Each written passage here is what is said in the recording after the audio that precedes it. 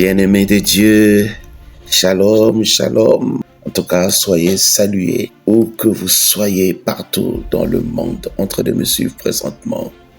Que la grâce de Dieu soit avec et sur vous. Et donc, je suis très heureux de vous retrouver dans ma tranche de mission intitulée « Le bonheur dans l'adversité ».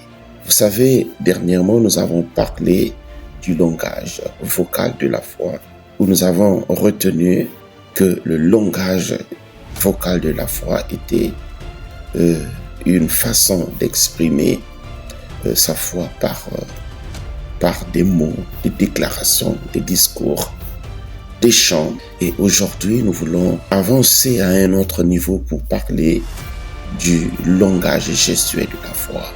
Et qu'est-ce que j'entends par le langage gestuel de la foi? Le langage gestuel de la foi, en fait, c'est une façon également d'exprimer sa foi par des gestes, par l'expression corporelle, sa foi.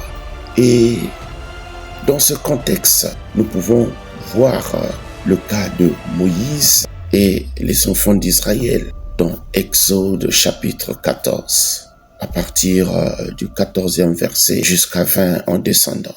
Et donc, ce passage nous parle que les enfants d'Israël avaient devant eux une barrière naturelle représentée par la mer Rouge. Les enfants d'Israël ne pouvaient avancer, ne pouvaient plus reculer également parce que derrière eux, il y avait les Égyptiens qui les poursuivaient.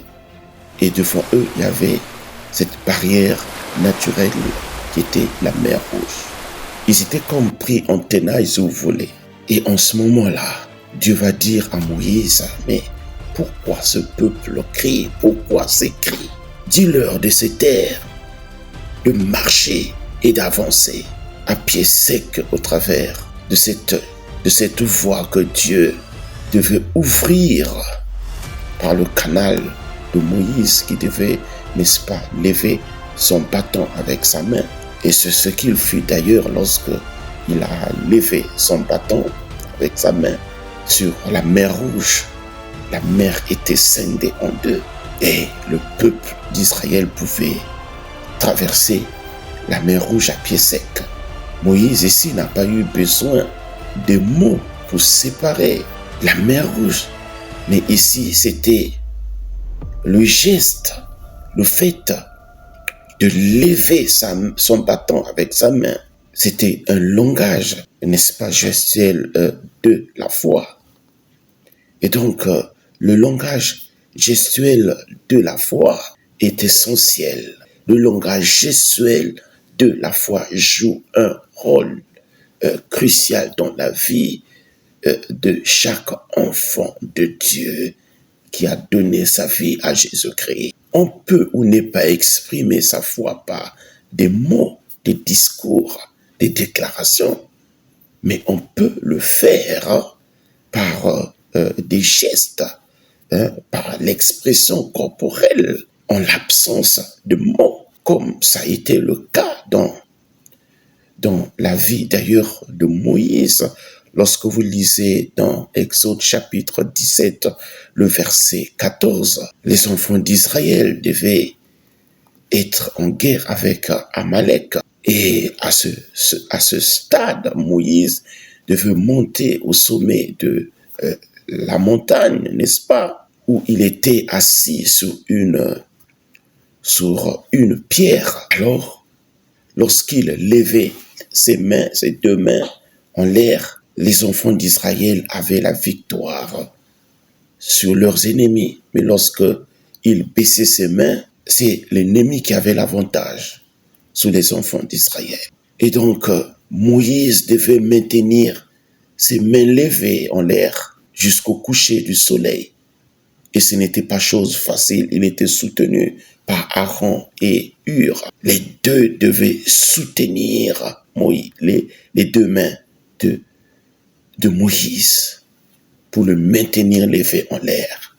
C'était là le langage gestuel de la foi. Bien-aimés dans le Seigneur, le langage gestuel de la foi est une forme de communication spirituel avec le divin absolu. Une façon d'exprimer, n'est-ce pas, notre foi. Et beaucoup de gens dans la Bible ont expérimenté la foi au travers des actions physiques, au travers des actions physiques concrètes qui ont permis de changer le cours de leur existence. Ça a été le cas de cette femme qui a souffert d'une perte de sang depuis 12 ans, alors qu'elle avançait seulement pour toucher le bord du vêtement de Jésus.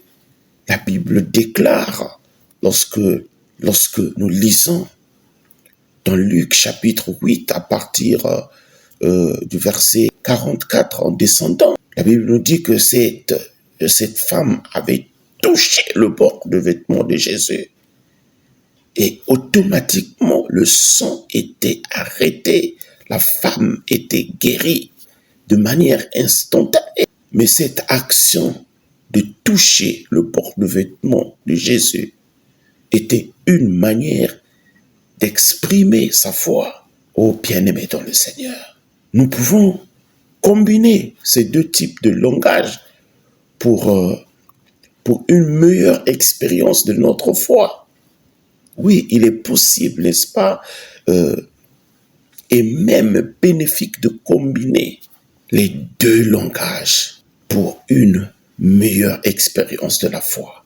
Et en intégrant le langage gestuel et le langage vocal de la foi, nous pouvons enrichir notre expression spirituelle et créer une atmosphère plus profonde de connexion avec le divin absolu, le Dieu créateur de l'univers. Oh bien-aimé dans le Seigneur, mais beaucoup de gens ne le savent pas.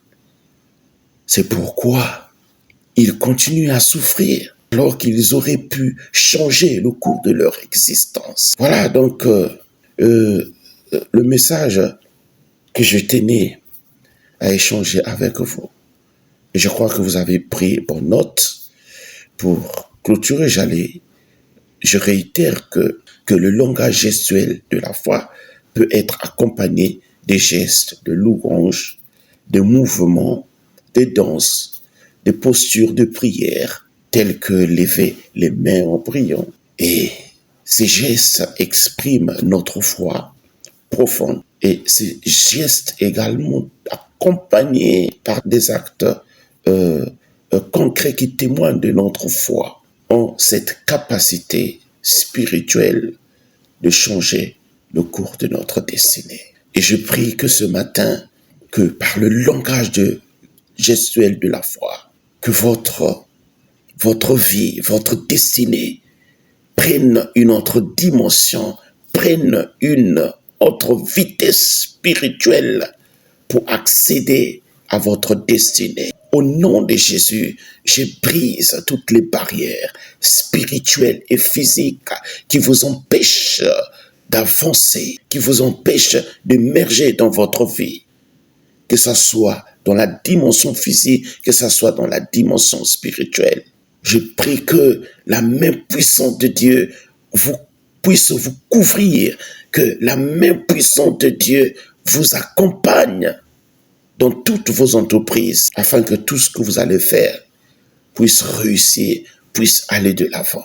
En tout cas, une fois de plus, soyez bénis. En tout cas, que Dieu vous bénisse. Ciao.